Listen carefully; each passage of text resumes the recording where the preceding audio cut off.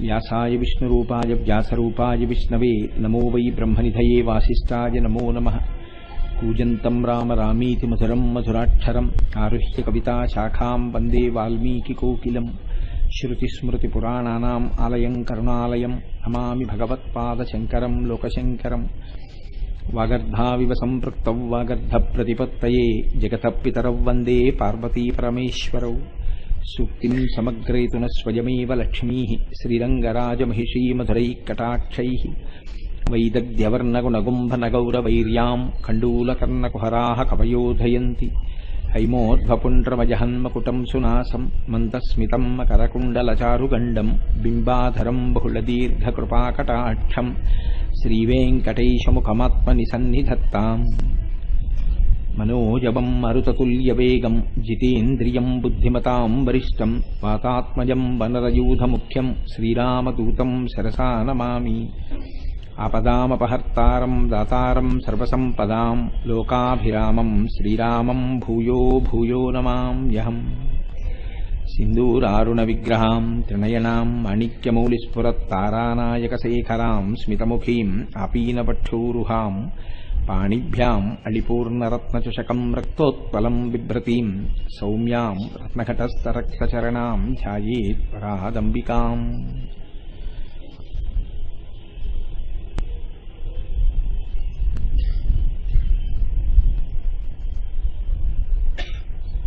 జ్ఞానానందమయం దేవం నిర్మలస్ఫటికాకృతిం ఆధారం సర్వవిద్యానాం హయగ్రీవముపాస్మహే.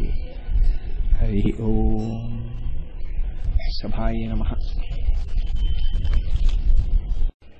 శంభుదేవుని గూర్చి ప్రార్థన. అసుర సంధ్య వేళలో శివస్తోత్రాన్ని చేస్తే అమ్మవారు పరమ ప్రసన్నురాలవుతుంది. ఎందుచేత అంటే ఆవిడ మహాపతివ్రత కనుక. ఆవిడ భర్త గారి గురించి నామం ఎక్కడ వినపడుతుందో అమ్మవారు అక్కడ పరమ ప్రశాంతిని గొప్ప ఆనందాన్ని పొంది భక్తుల ఎడల పరమప్రీతిని పొందుతుంది కనుక చక్కగా మనం శంభుదేవుని యొక్క ప్రార్థనతో ప్రారంభం చేద్దాం. జయపాలనయన శ్రీతలోలనయన సితశైలనయన శర్వా.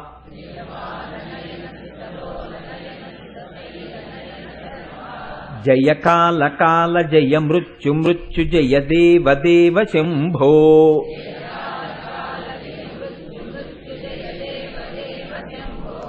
జయ చంద్రమౌళిన మదీంద్రమౌళిమణి సాంద్రహేళి చరణ.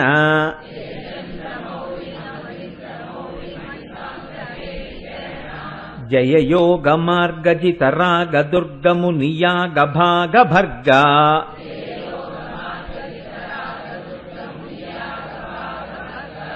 జయ స్వర్గవాసి మతివర్గభాసి ప్రతిసర్గ సర్గ కల్పా.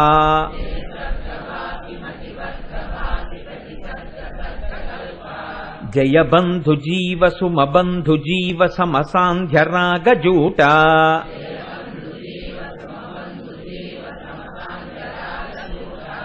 జయ చండ చండ తరతాండవోగ్రభర కంపమాన భువన.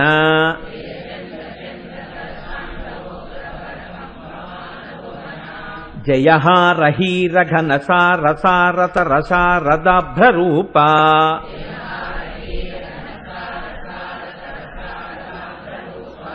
జయ శృంగి శృంగి శృతి భృంగి భృంగి భృతి నంది నంది వినుతి.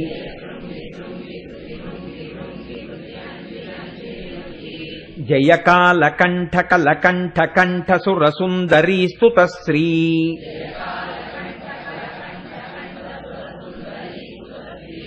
జయ భావజాత సమభావజాత సుకళాజిత ప్రియాహ్రీ.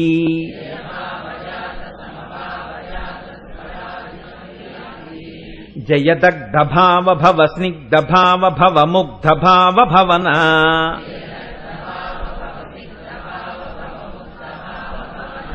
జయ రుండమాలి జయ రూక్ష వీక్ష రుచిరుంద్ర రూప రుద్రా.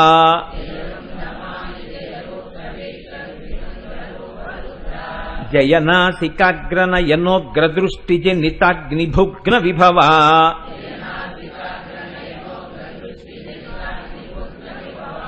జయ ఘోర ఘోరతర తాపజాపతప ఉగ్ర రూప విజిత.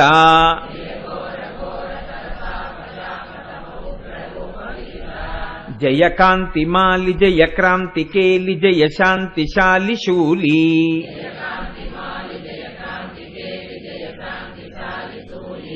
జయ సూర్య చంద్రశిఖి సూచనగ్రనయలోచనగ్రవుగ్ర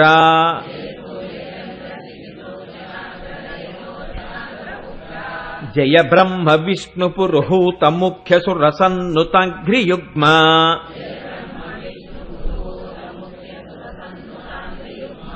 జయ ఫాల నేత్ర జయ చంద్రశీర్ష జయ నాగభూషశూలి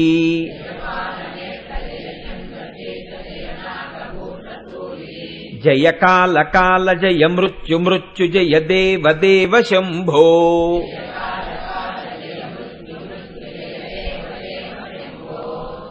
లలితావిర్భావమునకై దేవతల ప్రార్థన. విశ్వరూపిణి సర్వాత్మే విశ్వభూతైకనాయకీ లలితా పరమేశాని సంవిద్వహ్నే సముద్భవ అనంగరూపిణి పరే జగదానందదాయిని లలితా పరమేశాని సంవిద్వహ్నే సముద్భవ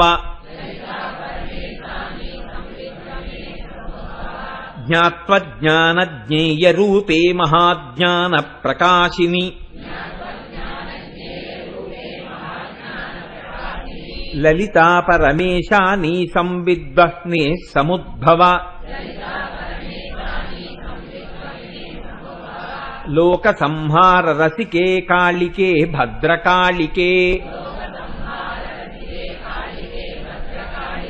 లలితా పరమేశాని సంవిద్వహ్నే సముద్భవ లోక సంత్రాణ రసికే మంగళే సర్వమంగళే లలితా పరమేశాని సంవిద్వహ్నే సముద్భవ విశ్వసృష్టి పరాధీనే విశ్వనాథే విశంకటే లలితా పరమేశాని సంవిద్వహ్నే సముద్భవ సంవిద్వహ్ని హుతాశేషా సృష్టి సంపాదితాకృతే లలితా పరమేశాని సంవిద్వహ్నే సముద్భవ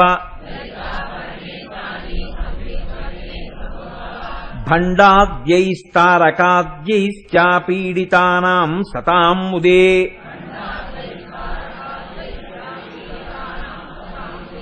లలితా పరమేశాని సంవిద్వహ్నే సముద్భవ సర్వదేవతకృత లలితా స్తోత్రం. ప్రాతుర్బభూవ పరమం తేజ పుంజమనూపమం కోటి సూర్య ప్రతీకాశం చంద్రకోటి సుశీతలం తన్మధ్యమే సముదభూచక్రాకారమనుత్తమం తన్మధ్యమే మహాదేవి ముదయార్క సమప్రభాం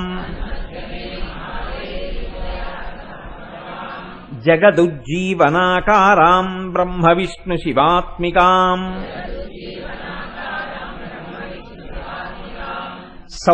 సౌందర్యసారసీమాం తామానందరససాగరాం జపాకుసుమ సంకాశాం దాడిమీ కుసుమాంబరాం సర్వాభరణ సంయుక్తాం శృంగారైకరసాలయాం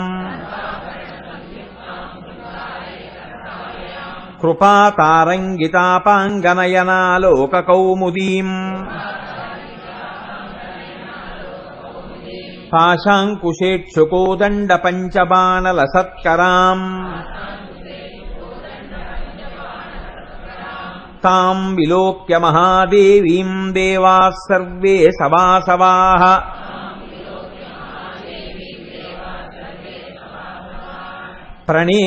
ప్రణేముర్ముదితాత్మానో భూయో భూయో కిలాత్మికాం.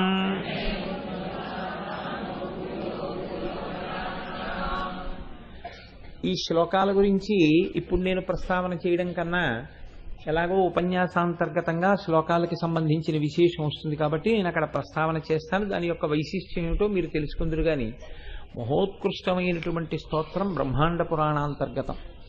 అది ప్రతిరోజు దేవస్థానంలో కూర్చుని అసుర సంధ్య వేళలో ఇంతమందివి కలిసి పారాయణ చేయడం వల్ల, ఇంతమందివి కలిసి చదవడం వల్ల భగవంతుని యొక్క కృపాకటాక్షములు మన యందు ప్రసరించేటటువంటి అవకాశములు పుష్కళముగా ఉంటాయని ఋషిప్రోక్తము కనుక నమ్మి విశ్వాసంతో ప్రతిరోజు అసుర సంధ్య వేళలో వీటిని అనుసంధానం చేసి అందరం కలిసి పఠించిన తరువాత ప్రసంగాన్ని ప్రారంభం చేస్తూ ఉంటాను. ఈసారి ప్రసంగాలలో లలితా సహస్రనామ స్తోత్రమును గూర్చి కొన్ని మాటలు చెప్పుకోవాలి అని చెప్పి అనుకున్నాం. లలితా సహస్రనామ స్తోత్రం మిగిలినటువంటి సహస్రనామ స్తోత్రముల వంటిది కాదు. దానికి ఒక ప్రత్యేకత ఉంటుంది. ఎందుచేత అన్న ప్రశ్నకి ఒక్కటే జవాబు. మిగిలినటువంటి సహస్రనామములలో చాలా సహస్రనామములు వ్యాసప్రోక్తములు. ఒక్క లలితా సహస్రనామ స్తోత్రం మాత్రం వ్యాసప్రోక్తం కాదు, వ్యాసుడు చెప్పినది కాదు. వసిన్యాది దేవతలు చేసినటువంటి స్తోత్రాన్ని వ్యాస భగవానుడు బ్రహ్మాండ పురాణంలో మనకి అందించాడంతే. అది సాక్షాత్తుగా అమ్మవారే అనుగ్రహించి వసిన్యాది దేవతల చేత పలికించింది శక్తినిచ్చి. అందుకని ఇది అమ్మవారే శక్తినిచ్చి పలికించి అమ్మవారే ఫలశ్రుతి చెప్పింది. దానికి ప్రతిరోజు ఈ స్తోత్రాన్ని చదివితే ఏం జరుగుతుంది అన్న విషయాన్ని అమ్మవారు స్వయంగా చెప్పింది. ఎక్కడ చెప్పింది అంటే ఒక పెద్ద దేవతా సభలో చెప్పింది ఆవిడ.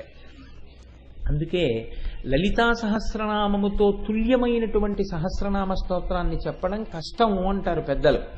అందులో ఒక్క అక్షరం కూడా మీరు వెతికి చూద్దామన్నా అనవసరమైనటువంటి అక్షరములు ఏవీ కనపడవు.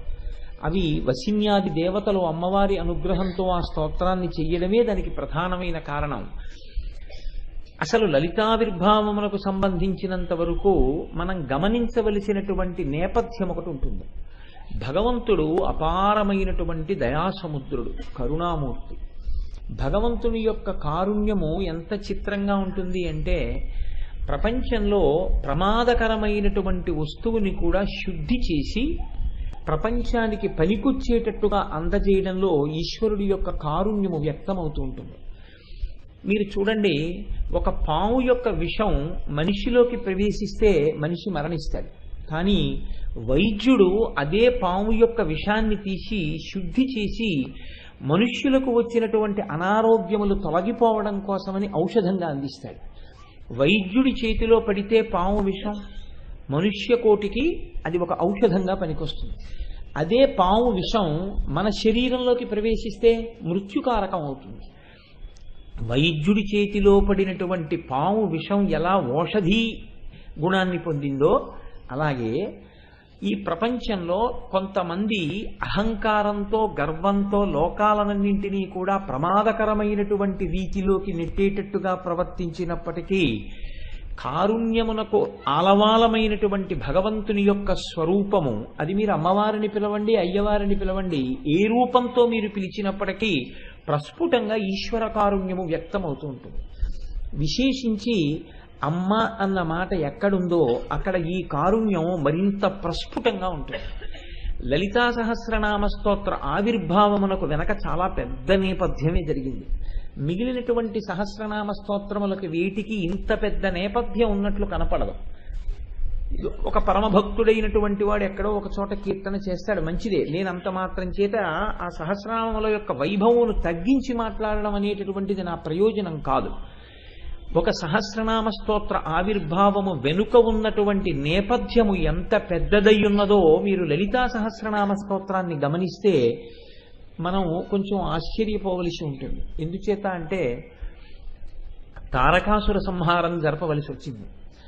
మీరు శివమహాపురాణాన్ని అవతరించినప్పుడు తెలుసుకున్నారు, తారకాసుర సంహారం జరగాలి అంటే పార్వతీ పరమేశ్వరులకు కుమారుడు జన్మిస్తే తప్ప తారకాసురుడు నిర్జింపబడడు. కనుక మన్మధుడు పార్వతీదేవి యందు పరమశివుడు అనురక్తతను పొందడం కోసమని తనకున్నటువంటి పుష్పబాణములను విడిచిపెట్టాడు. క్రుద్ధుడైనటువంటి పరమశివుడు తన 3వ నేత్రాన్ని తెరిచాడు.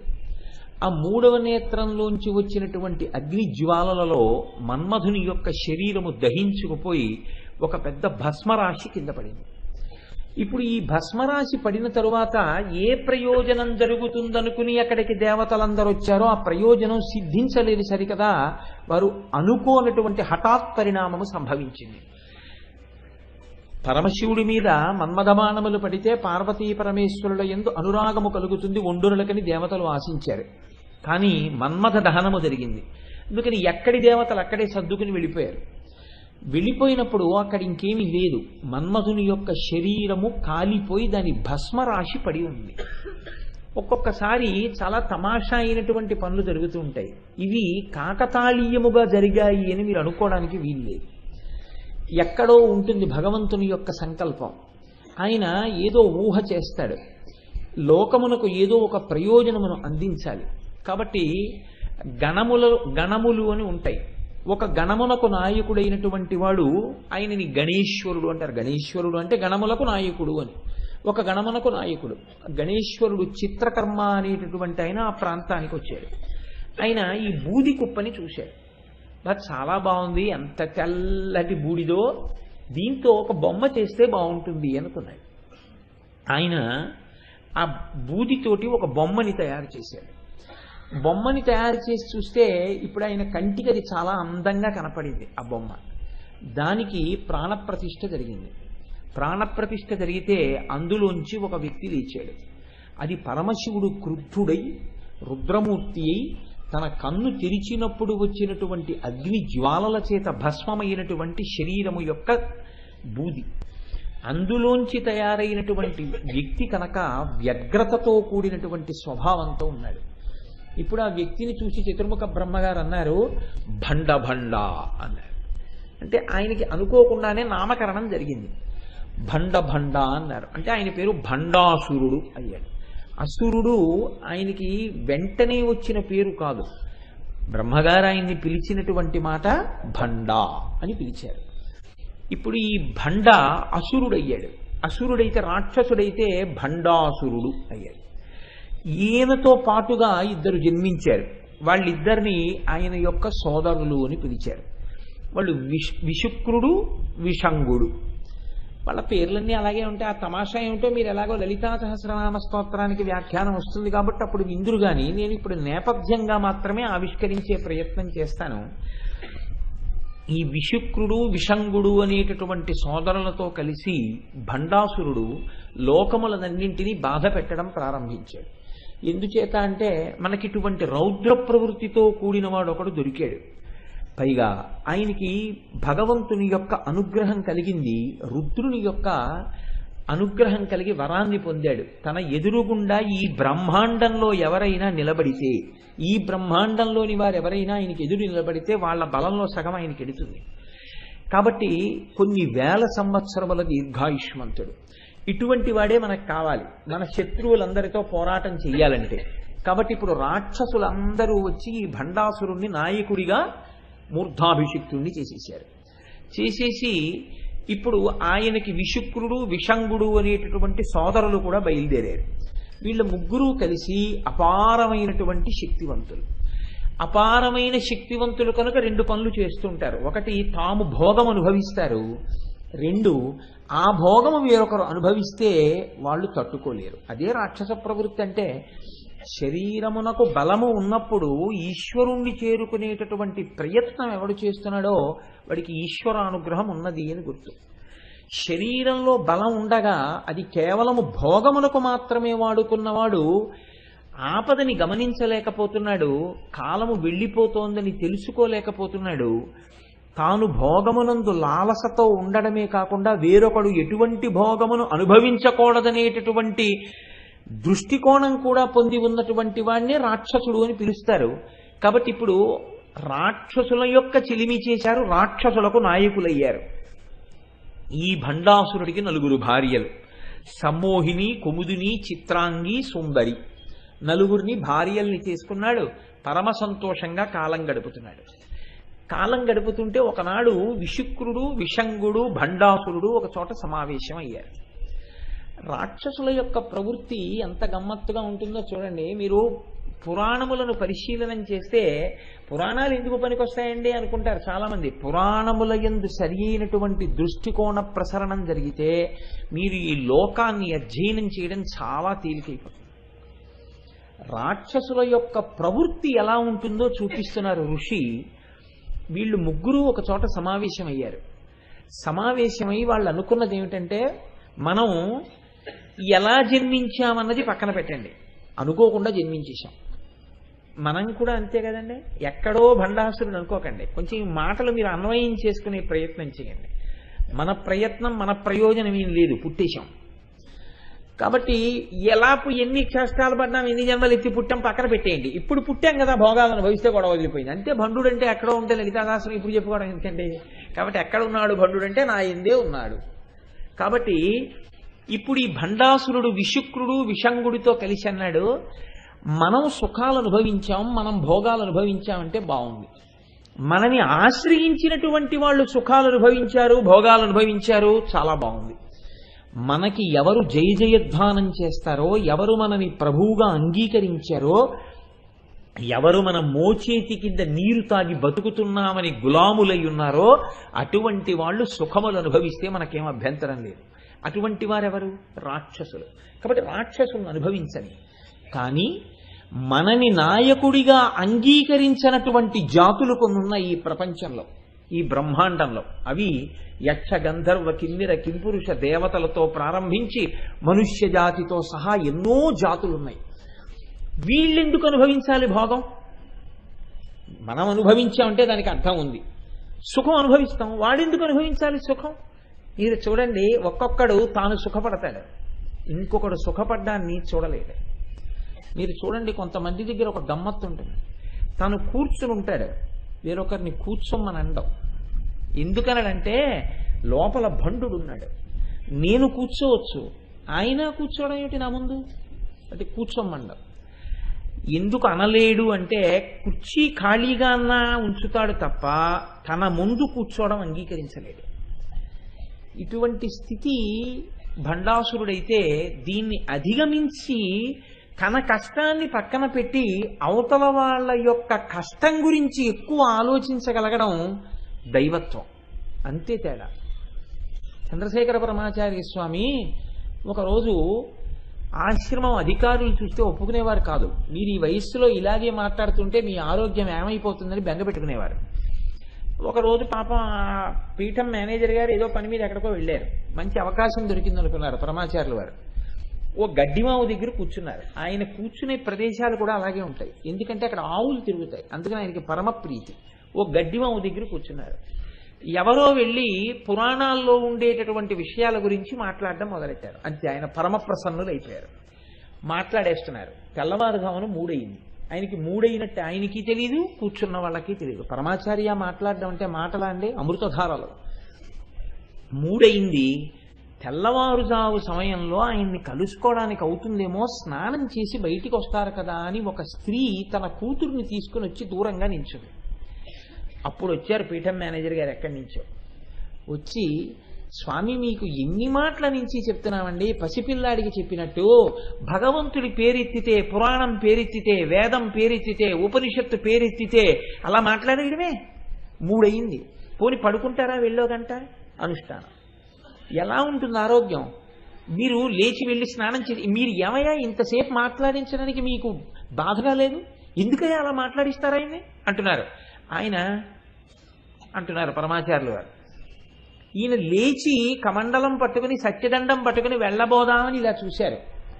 చూసేటప్పటికి ఒక ఆవిడ అక్కడ నిలబడింది ఈయనతో మాట్లాడడానికి. ఇలా అంటారేమో వద్దామని నించునుంది. పాపం చూశారు కదా, పిలుస్తారేమో అని ఆదుర్దా పడుతోంది. పీఠం మేనేజర్ గారు చూశారు. ఇంకా 3 అవ్వలేదు, అప్పుడే నువ్వు కూడా సిద్ధమైపోయావా? ఇప్పటిదాకా వీళ్ళు అయ్యారు, ఇక అనుష్ఠానం చేసుకుందామంటే ఇంకా నువ్వా అన్నారు. అంటే ఆయన అన్నారు, ఏమో నీకు చెప్పడం మర్చిపోయాను, ఒక్కసారి వెళ్ళి దేవాలయం దగ్గర కొద్దిగా విభూతి ఉంటుంది, అక్కడ ఒక్కసారి పట్టరా అన్నారు. అంటే మరి స్వామివారి ఆజ్ఞ కాదనకూడదు, గబగబా వెళ్ళారు పీఠం మేనేజర్ గారు. ఆయన గబగబా ఇల్లారా అన్నారు. అని ఏమమ్మా ఎందుకు నిల్చున్నావు చీకట్లో అంతసేపు, ఏమి చెప్పు నీకు కారణం?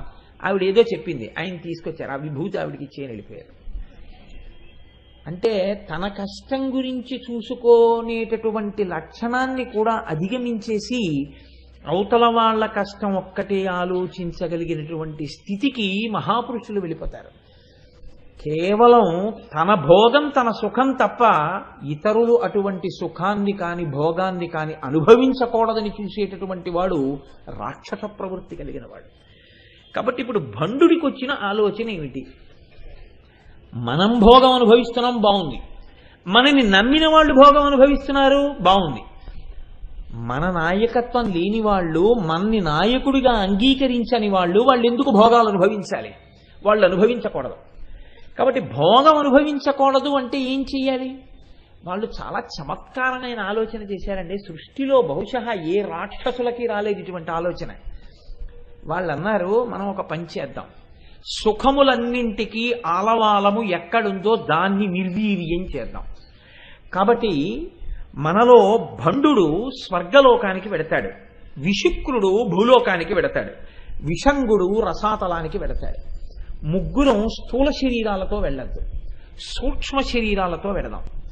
వెళ్ళిన ప్రతి చోట మనం చెయ్యవలసిన పని ఒక్కటే. ఏమిటి ఆ పని అంటే, పురుషులకు పుంసత్వము లేకుండా నశింపచేసేద్దాం. స్త్రీల యందు రసోత్పాదనం లేకుండా, రేతస్సు లేకుండా స్త్రీలని చేసేద్దాం. స్త్రీకి స్త్రీ సహజమైనటువంటి స్థితి ఉండదు, పురుషుడికి పుంసత్వం ఉండదు. ఇప్పుడు స్త్రీ పురుషుల మధ్య భోగీచ్ఛ ఉండదు. స్త్రీ పురుషుల మధ్య భోగీచ్ఛ లేని నాడు, అసలు ఆ సంతోషము అన్నది కొరవడిపోయిన నాడు, మనస్సుని సంతోషంగా ఉంచుకోవడము అనేటటువంటి ప్రయత్నమే లేని నాడు లలిత కళలు నశించిపోతాయి. సంగీతం వినరు, ఎవరు నృత్యం వినరు, ఎవరు చక్కగా ఎక్కడో ఏదో మంచి కార్యం జరుగుతోందంటే వినరు.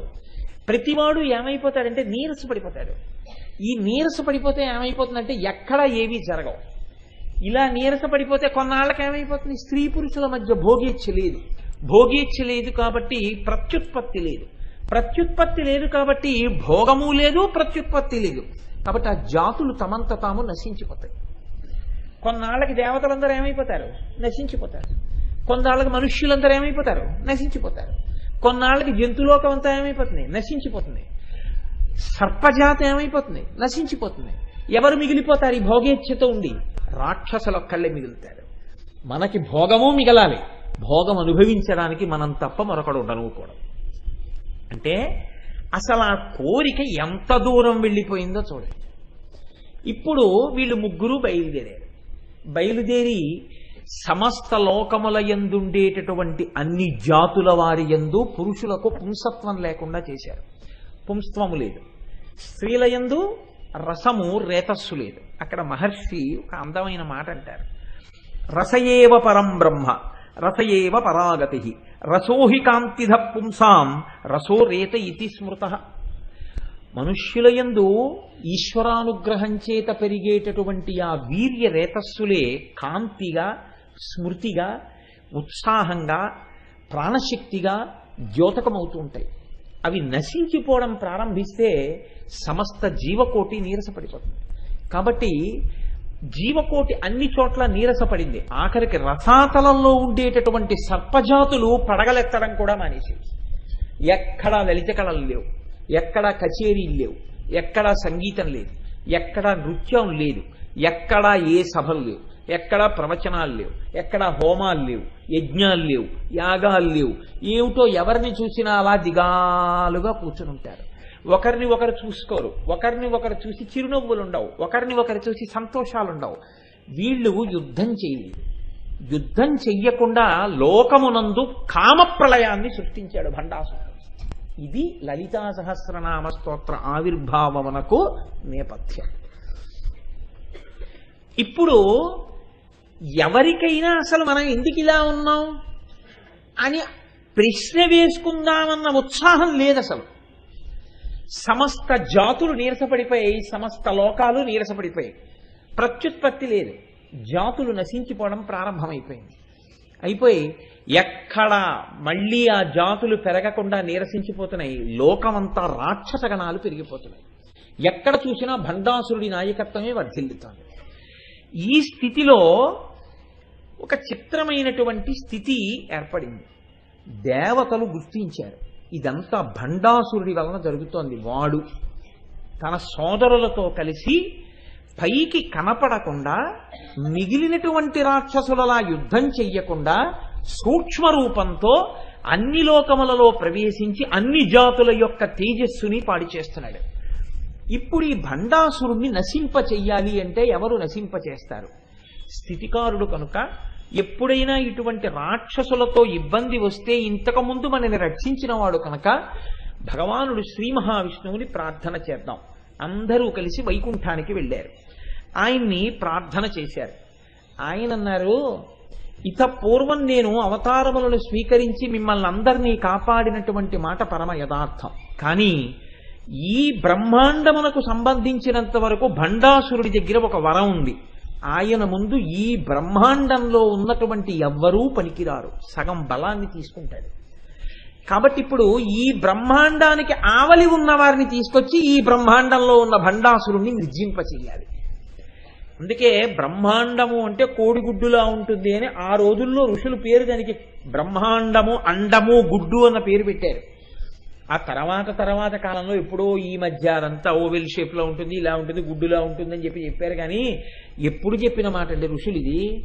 కాబట్టి ఇప్పుడు ఈ బ్రహ్మాండమునకు బయటికి వెళ్ళాలి. మనం వెళ్ళి పిలవాలి దేవతల్ని, ఒక మహానుభావుణ్ణి పిలవాలి, ఒక తల్లిని పిలవాలి, ఆవిడ రావాలి. ఆవిడ వస్తే భండాసురుణ్ణి నిర్జిస్తుంది.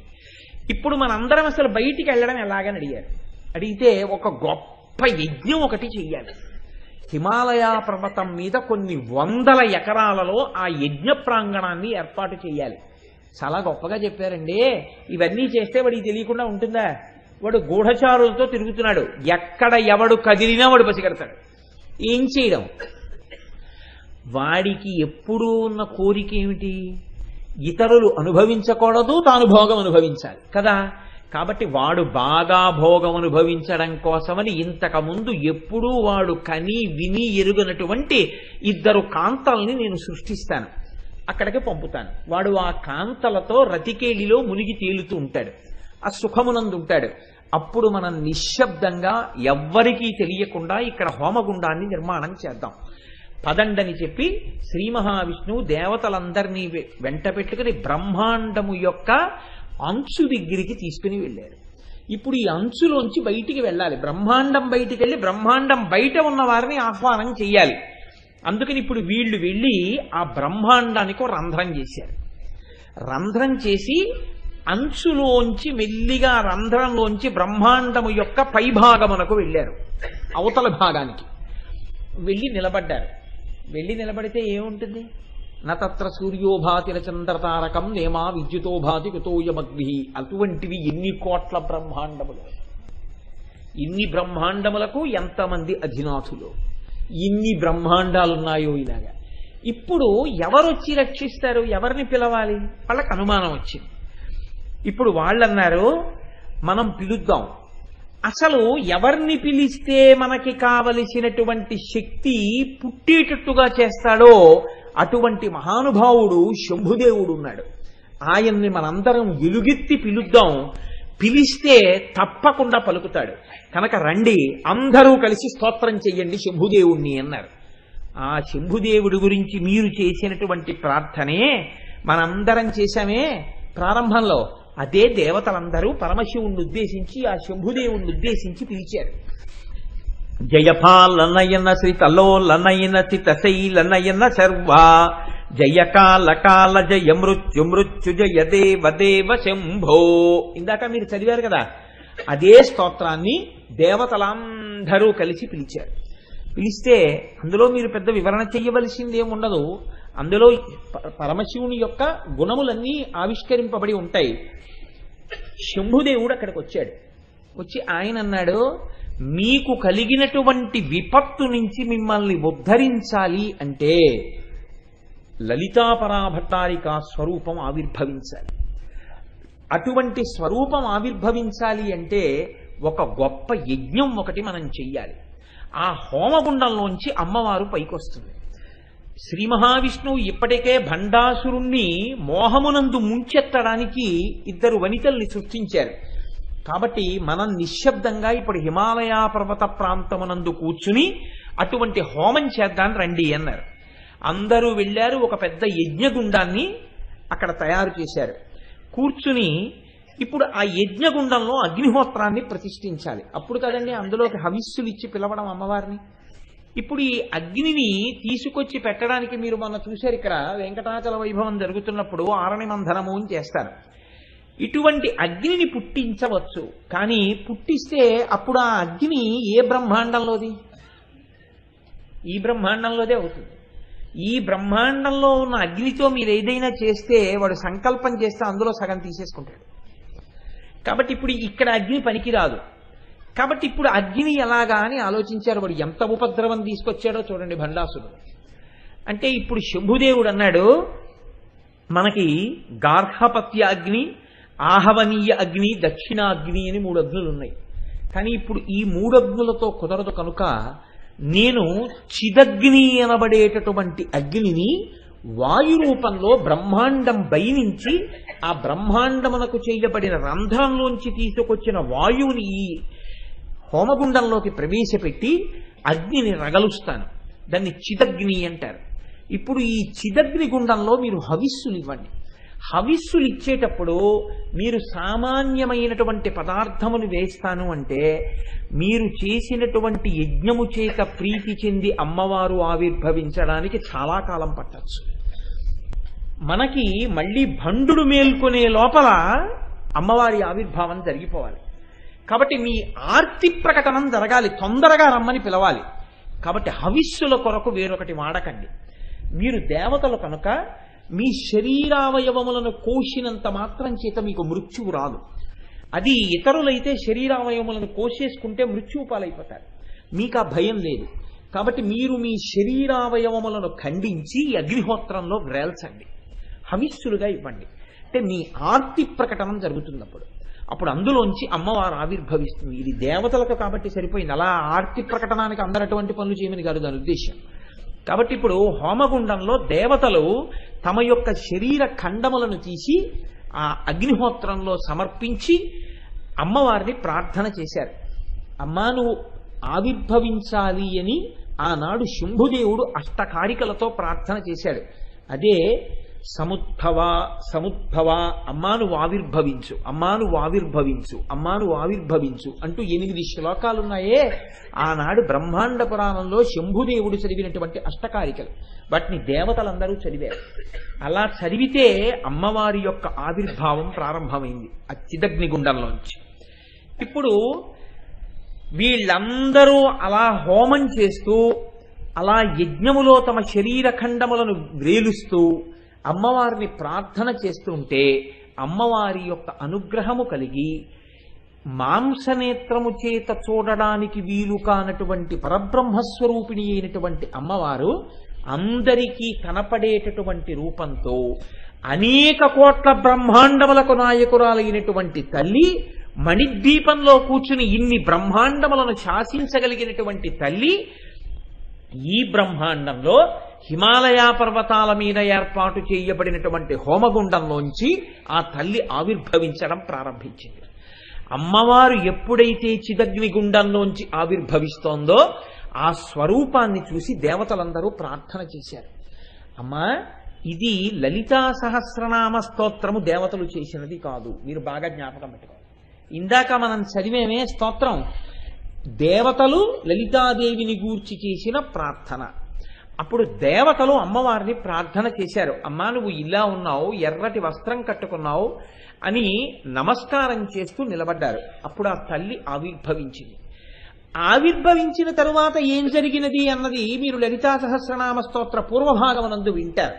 ఆవిడ యుద్ధం ఎలా చేసింది, ఆవిడ ఎలా దేవతా సైన్యాల్ని సృష్టి చేసింది, అప్పటికప్పుడు ఆవిడ వారాహిని ఎలా సృష్టించింది, శ్యామలాదేవిని ఎలా సృష్టించింది, ఆవిడ ఏనుగుల్ని ఎలా సృష్టించింది, గుర్రాలను ఎలా సృష్టించింది, బాలాతల్లిని తన బిడ్డని ఎలా సృష్టించింది, తన భర్తని మహాకామేశ్వరుడిగా ఎలా స్వీకరించింది, యుద్ధం ఎలా చేసింది, ఆఖరికి భండాసురుణ్ణి నిర్జించింది, ఆవిడ సంహరించింది. ఇప్పుడు భండాసురుణ్ణి సంహరించిన తరువాత దేవతలందరూ పరమ ప్రసన్నాన్ని పొందారు. ఇక్కడ మీరు గమనించవలసినటువంటి విషయం ఒకటి ఉంటుంది. అమ్మవారు ఆవిర్భవించడానికి కారణం ఏమి? దానికి ఇలా చేస్తే ఆవిర్భవించినది అని చెప్పడానికి ఒక ప్రత్యేకమైనటువంటి శైలి ఏదైనా వాళ్ళు పాటించారని చెప్పడం కుదురుతుందా అంటే, దానికి పెద్దలు అంటారు, ఒక మాట చెప్తారు, ఘృత కాఠిన్యవత్. అంటే నెయ్యి కరిగి ఉంటుంది. కరిగి ఉన్నటువంటి నీతికి ఒక రంగు ఉండదు, ఒక రూపం ఉండదు. కానీ దానికి చల్లటి గాలి తగిలిందనుకోండి, వెంటనే అది ఘనీభవిస్తుంది. ఘనీభవించి ముద్దలా అవుతుంది. ఇప్పుడు ముద్దలా ఉన్నటువంటి నీతిని మీరు చేత్తో పట్టుకోవచ్చు. ముద్దలా ఉన్నటువంటి చేతికి ఒక రూపం ఉంటుంది, ఒక రంగు ఉంటుంది, మీకు తెలుస్తుంది. కరిగినటువంటి నెయ్యి చల్లటి గాలికి పేరుకున్నట్టే భగవంతుని యొక్క నిర్గుణమైనటువంటి స్వరూపము భక్తుల యొక్క ఆర్తి అనబడేటటువంటి, భక్తి అనబడేటటువంటి చల్లతనం తగిలితే ఈ కంటితో చూడడానికి వీలైనటువంటి సాకారమును పొందుతుంది. అందుకే అంతటా నిండి నిబిడీకృతమైనటువంటి పరమాత్మ ఒక అవతారమును దాల్చాలి అంటే దానికి ముందు ఒక స్తోత్రం ఉంటుంది, ఒక ప్రార్థన ఉంటుంది. దేవతలో ఋషులో ఎవరో ప్రార్థన చేస్తారు. ఆ ప్రార్థనని మన్నించి భగవంతుడు ఒక రూపాన్ని పొందుతాడు. అందుకే వేదం అజాయమానో బహుధా విజాయతే అంటుంది.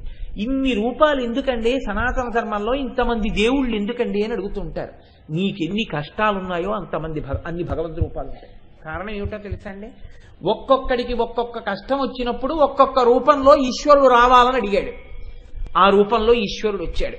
చెయ్యగలిగిన నేర్పరితనం ఉండాలి. కానీ ఒక్క కొయ్య దుంగ పట్టుకుని అందులోంచి పిచుకలు చేస్తాడు, అందులోంచి బొమ్మలు చేస్తాడు, దశావతారాలు చేస్తాడు, కుండలు చేస్తాడు, మూకుళ్ళు చేస్తాడు, ఇన్ని చేస్తాడు. ఒక్క కొయ్య ముక్క పట్టుకుని అందులోంచి ఏనుగులు చేస్తాడు, గుర్రాలు చేస్తాడు, ఇన్ని చేస్తాడు. మీరు బొమ్మల గూట్లో ఇవన్నీ పెట్టి పిల్లల్ని తీసుకెడితే ఇవి గుర్రాలు, ఇవి ఏనుగులు, ఇవి దశావతారాలు, ఇవి రాముడు, ఇది ధనస్సు, ఇది కుండ, ఇది మూకుడు, ఇది మూత, ఇన్ని మాటలు చెప్తారు. కానీ అదంతా కొయ్యే. కొయ్యని ఇన్ని రూపములుగా మార్చినటువంటి కమ్మరివాడిలా, మట్టినే ఇన్ని రూపాలుగా మార్చిన కుమ్మరివాడిలా ఈశ్వరుడు ప్రసన్నుడైతే భక్తుల యొక్క భక్తి అనబడేటటువంటి చల్లతనం ఆయనకి తగిలితే ఘనీభవించి భగవంతుడు ఒక రూపాన్ని పొందుతాడు. కాబట్టి ఇప్పుడు లలితాదేవి కూడా ఒక రూపాన్ని అలా పొంది ఆవిడ ఆవిర్భవించింది. ఇప్పుడు ఈ ఆవిర్భవించినటువంటి తల్లి భండాసురుణ్ణి నిర్జించిన తరువాత మీ అందరికీ కావలసినటువంటి పని నేను చేసి పెట్టాను, భండాసురుణ్ణి నిర్జించాను. ఇప్పుడు లోకములన్నీ ప్రశాంతతని పొందాయి, అందరూ మళ్ళీ ఉత్సాహాన్ని పొందారు, అందరూ మళ్ళీ సంతోషాన్ని పొందారు, అన్ని జాతులు మళ్ళీ పెరుగుతాయి. ఇక నేను బయలుదేరి నా యొక్క మణిద్వీపానికి వెళ్ళిపోతున్నాను, నా యొక్క నిజ స్థావరం ఏదుందో ఆ స్థావరానికి, పరిపాలనా కేంద్రానికి బయలుదేరుతున్నానన్నారు. అంటే దేవతలు ఋషులు అందరూ ఆనాడు అమ్మవారిని ప్రార్థన చేశారు. అమ్మా, కష్టం ఎందుకు వచ్చిందో మాకు తెలియదు, కానీ ఇది ఒక గొప్ప అనుగ్రహానికి హేతువైంది. పాము విషం వైద్యుడి చేతిలో పడితే ఓషధి అయినట్టు భండాసురుడు పెట్టినటువంటి కష్టాలకి నిన్ను ప్రార్థన చేయడం మాకు ఒక పెద్ద ఉపకారం చేస్తోంది. నువ్వు ఇక్కడి నుంచి వెళ్ళిపోవడానికి వీల్లేదు. నీవు 16 చోట్ల ఈ భూమండలంలో ఉండాలి, ఈ బ్రహ్మాండంలో. కాబట్టి ఈ 16 చోట్ల నువ్వు ఉన్న ప్రాంతాలని కూడా శ్రీపురములు అని పిలుస్తారు. 16 పేర్లు శ్రీపురములే. కాబట్టి 16 శ్రీపురములను నిర్మించడం కోసమని మేము మయుణ్ణి, విశ్వకర్మని ప్రార్థన చేస్తాం. 16 చోట్ల నువ్వు వెలియాలి తల్లి అన్నారు. ఇప్పుడు మీరు ఆలోచించండి, అంత ఉన్నది కొయ్యని గుర్రంగా మారిస్తే గుర్రం, ఉన్నది కొయ్య ఏనుగ్గా మారిస్తే ఏనుగు, ఉన్నది కొయ్య రాముడిగా చెక్కితే రాముడు, ఉన్నది కొయ్య కృష్ణుడిగా చెక్కితే కృష్ణుడు. కానీ అది మాత్రం కొయ్య, లోపల ఉన్నది కొయ్య లేకుండా మాత్రం ఇవేమీ లేవు. ఇవి లేకపోయినా కొయ్య మాత్రం ఉంటుంది. అలాగే అమ్మవారిని 16 చోట్ల 16 పేర్లతో ఉండమని అడిగారు వీళ్ళు. ఎన్ని పేర్లతో పిలిస్తే ఆవిడికి అభ్యంతరం? మీ ఇష్టం, ఏ పేర్లతో నన్ను ఉండమని కోరుకుంటున్నారు, ఎక్కడెక్కడ ఉండమని కోరుకుంటున్నారు. ఇది భక్తి అంటే. వాళ్ళు అనుగ్రహాన్ని పొంది వదిలిపెట్టలేదు, వాళ్ళు అలా అడిగారు కాబట్టే మనకి లలితా సహస్రం వచ్చింది. వాళ్ళు అన్నారు, అమ్మ నువ్వు 16 చోట్ల నిలబడాలి అన్నారు. ఎక్కడెక్కడా అని అడిగింది తల్లి. మేరు పర్వతం, నిషధ పర్వతం, హేమకూటం, హిమాలయం, గంధమాదనం, నీలగిరి, మేషగిరి, శృంగగిరి, మహేంద్రగిరి, లవణ సముద్రం, ఇక్షు సముద్రం, సురా సముద్రం, ఘృత సముద్రం, దధి సముద్రం, క్షీర సముద్రం, జల సముద్రం. ఈ అన్ని చోట్ల, ఈ 16 చోట్ల నువ్వు స్థిర నివాసివై ఉండాలి. ఏ ఏ పేర్లతో ఉండమంటారు అని అడిగింది తల్లి. ఈ పేర్లు వింటే చాలండి, దేవతలు అమ్మవారిని ప్రార్థన చేసి తెచ్చుకున్నటువంటి పేర్లు. అందుకే ఆ నామములను విన్నంత మాత్రం చేత అమ్మవారి యొక్క అనుగ్రహం కలుగుతూ ఉంటుంది. కామేశ్వరీపురి, భగమాలినీపురి, నిత్యక్లిన్నాపురి, భేరుండాపురి, వస్నివాసినీపురి, మహావజ్రేశ్వరీపురి, శివదూతీపురి, త్వరితాపురి, కులసుందరీపురి, నిత్యాపురి, నీలపతాకాపురి, విజయాపురి, సర్వమంగళాపురి, జ్వాలామాలినీపురి, చిత్రాపురి, మహానిత్యాపురి అని 16 పేర్లతో అమ్మవారి పేరుతో ఉన్నటువంటి పురంగా. అసలు అన్నిటికీ పేరు శ్రీపురాలి. 16 పేర్లతో అమ్మవారు 16 ప్రాంతములలో వెలిసింది. ఆ తల్లి వెలిసిందంటే దేవతల ప్రార్థనని అనుసరించి 16 ప్రాంతములందు నిలబడి ఈ బ్రహ్మాండాన్నంతటినీ ఆ తల్లి తన యొక్క రక్షణ కవచంలోకి తీసుకుంది. ఈ ఆవిర్భవించినటువంటి తల్లి యొక్క స్వరూపానికి ఋషులు ఒక పేరు పెట్టారు. ఆ పేరే లలిత అన్నారు. లలిత అన్న పేరు ఎందుకు పెట్టారు, ఏ కారణం చేత పెట్టారు? ఏదో పెట్టాలనిపించి పెట్టారా, లేకపోతే లలిత అని పిలవడం వెనకాతల ఏదైనా హేతు ఉందా అంటే, లోకానతీత్య లలతే లలిత తేన చోచ్యతే. ఈ తల్లి లోకములన్నింటినీ మించిపోయినటువంటి అతిశయంతో కూడినటువంటి తల్లి కనుక, అంతటి సౌందర్యమును పొంది ఉన్న తల్లి కనుక లోకానతీత్య లలతే లలిత తేన చోచ్యతే. ఆ తల్లికి లలిత అని ఉచ్యతే, పిలవబడినది. కానీ ఇక్కడ మీరు ఒక విషయాన్ని ఆలోచించండి. కొంచెం మీరు జాగ్రత్తగా పరిశీలనం చేస్తే ఒక విషయాన్ని మీరు గమనించవలసి ఉంటుంది. అమ్మవారు లోకములనన్నింటికన్నా కూడా అతిశయమైనటువంటి అందంతో ఉంది అని మీరు ఒక మాట అన్నారనుకోండి, అప్పుడు అది భక్తి అవుతుందా, అమ్మవారి సౌందర్యాన్ని ఎంచడం అవుతుందా? మీరు కొంచెం జాగ్రత్తగా ఆలోచించండి. అమ్మ అందాన్ని బిడ్డలు ఎంచవచ్చా? అమ్మ చాలా అందంగా ఉందండి, బ్రహ్మాండాలన్నింటినీ మించిపోయినటువంటి అందంతో మా అమ్మ ఉంది అని పేరు పెట్టి పిలిచి, అందుకని మేము లలిత అని పిలుస్తున్నాం, అందుకని లోకానతీత్య లలితే లలిత తేనచోచ్యతే అంటూ అసలు అలా అనొచ్చా? అంటే ఇక్కడ పెద్దలు అన్నారు, ఒక విషయాన్ని నువ్వు జ్ఞాపకం పెట్టుకోవలసి ఉంటుంది అన్నారు. ఇది బాహ్య సౌందర్యమును గూర్చి చెప్పినటువంటి మాట నిజమే, కానీ భగవంతుని యొక్క అనుగ్రహం కానీ, లోపల ఉండేటటువంటి మంచితనం కానీ, దయ కానీ, ప్రధానంగా మీరు దయ అన్న విషయం గురించి ఆలోచించండి. ఎందుకంటే అమ్మవారి యొక్క గుణములలో దయ ఒకటి అని ఎవరైనా అన్నారనుకోండి, ఖచ్చితంగా అది తప్పు మాట. అమ్మవారి యొక్క గుణములలో దయ ఒకటి కాదు, అమ్మయే దయ. అమ్మని ఏమనాలంటే ఆవిడ దయాస్వరూపిణి అనాలి. అమ్మవారి యొక్క ప్రధానమైనటువంటి తత్వమే దయ. ఇప్పుడు ఒక వ్యక్తి పైకి అందంగా ఉండకపోవచ్చు, చూడగానే అబ్బాయి ఏమిటండి ఆయన అలా ఉన్నారు అని మీకు అనిపించవచ్చు, కానీ ఆయన గొప్ప దయాశాలి కావచ్చు. ఒక వ్యక్తి పైకి చాలా అందంగా కనపడచ్చు, కానీ వాడు పరమ మోసగాడు కావచ్చు, నిర్దయుడు కావచ్చు. అందము దయ రెండూ ఒకచోటే ఉండాలి అని మీరు ఎప్పుడైనా ఊహించి నిర్ధారణ చేసి చెప్పగలరా? ఒక ఆయన అందంగా ఉన్నాడు కాబట్టి ఆయన యందు దయ కూడా ఉంటుందండి ఖచ్చితంగా అని మీరు నిర్ధారణ చేయగలరా? చేయలేరు. ఈయన అందంగా లేడు కాబట్టి ఈయన యందు దయ ఉండదండి అని మీరు నిర్ధారణ చేయగలరా? చెయ్యలేరు.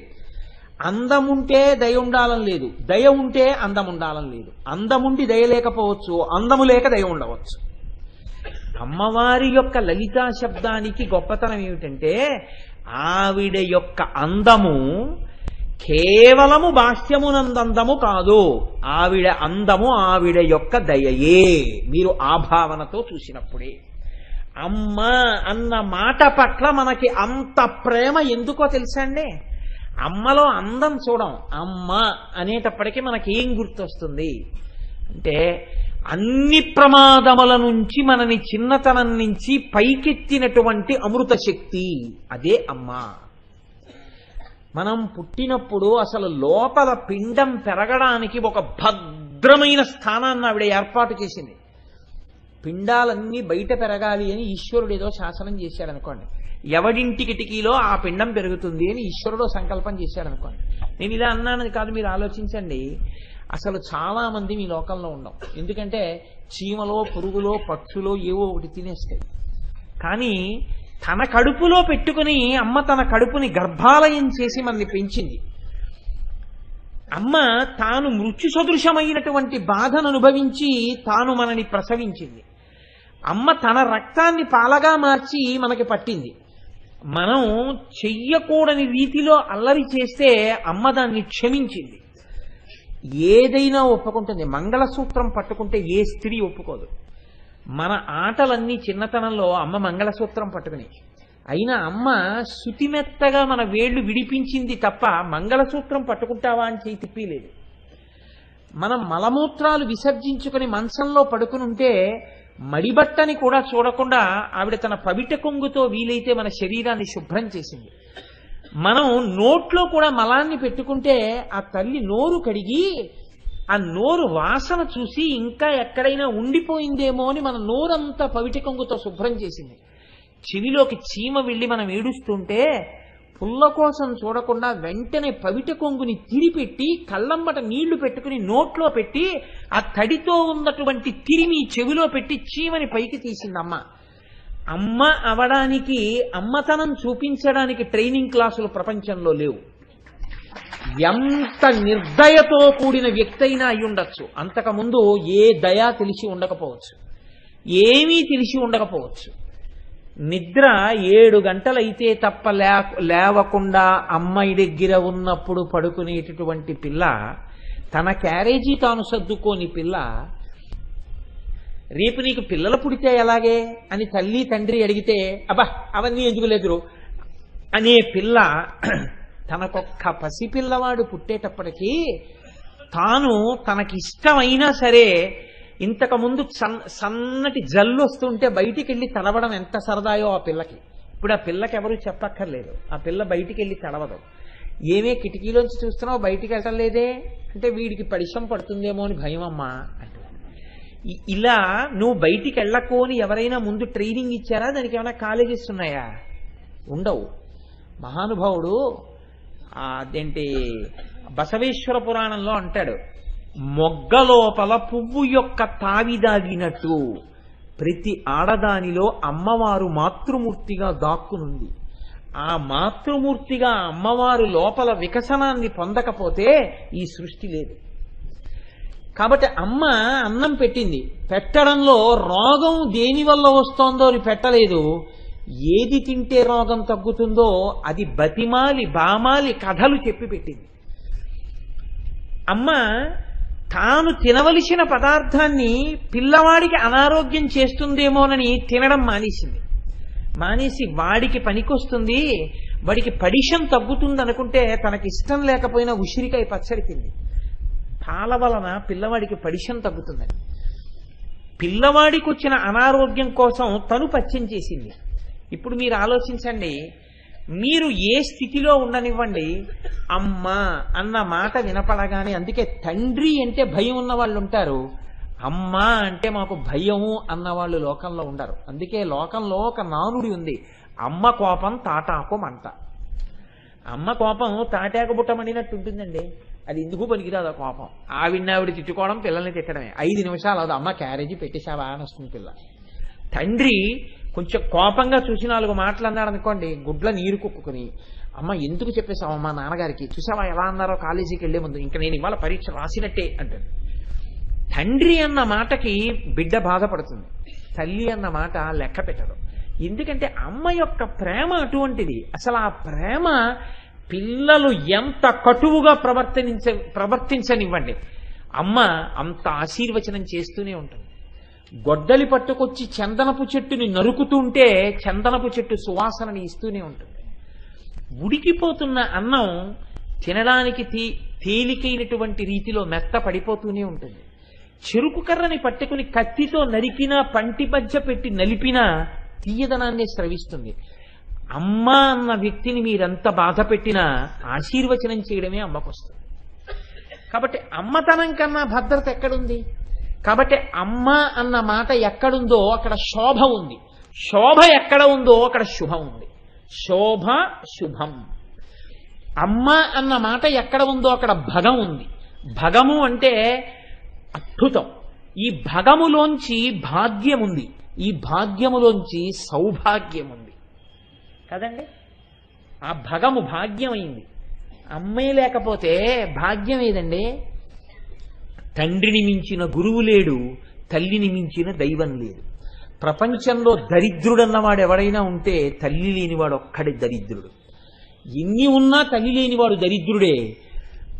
ఏవీ లేకపోయినా తల్లి ఉన్నవాడు భాగ్యవంతుడే. ఎంతమంది ఉన్నా, ఎన్ని పుస్తకాలున్నా తండ్రి లేనివాడు గురువుని పొందడంలో కొంచెం ఈశ్వరానుగ్రహం పోగొట్టుకున్నవాడే.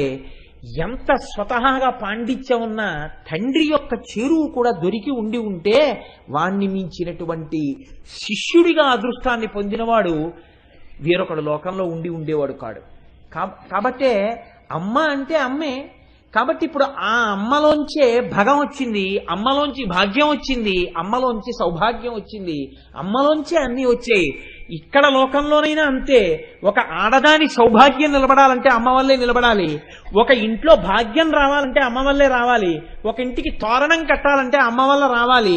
ఒకళ్ళకి వచ్చిన వ్యాధి పోవాలంటే అమ్మ వల్ల పోవాలి. ఒక ఇల్లు సంతోషంగా ఉండాలంటే అమ్మ వల్ల ఉండాలి. ఆర్తితో పిలవగానే పలకాలంటే అమ్మ తప్ప వేరొక దైవం లేదు. ఈ మాట నేనంటే నేను ఇంకొక దైవ స్వరూపాన్ని కించపరిచినట్లు ఎంత మాత్రం కాదు. అమ్మ అన్న రూపంతో ఉన్న దైవం తర్వాతే ఏ రూపమైనా. లౌకికమైన అమ్మకే ఇంత ప్రేమ ఉంటే ఇన్ని బ్రహ్మాండములను కన్న తల్లికి ఎంత ప్రేమ ఉంటుంది? మీరు ఆలోచించండి. నా తల్లి నాకు అన్నం పెట్టింది. నా అమ్మ నాకు పెట్టినటువంటి అన్నం నా జీవితంలో నేను ఎన్నడూ మర్చిపోలేను. ఎందుచేత అంటే అది అంత రుచి. అమ్మ వండింది అంటే అందులో రుచి చూడడం తెలియదు.